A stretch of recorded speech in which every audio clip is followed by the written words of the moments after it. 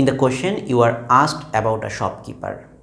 What does he do? He buys an item with some money and we don't know the amount of cost price, and he sells it at $324.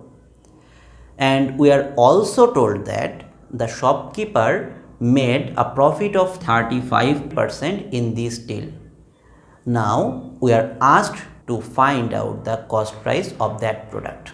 In this type of question, at first we will assume the cost price to be X. Then what will be the selling price? We all know that selling price is equal to cost price plus profit.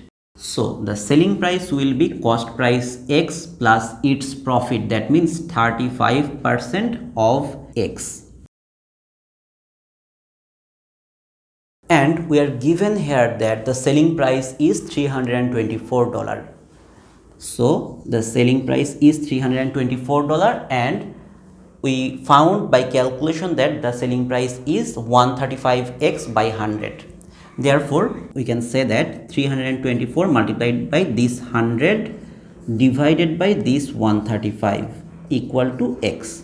If we divide by 5, this is 20 and this is 27. We can divide this and this by 3.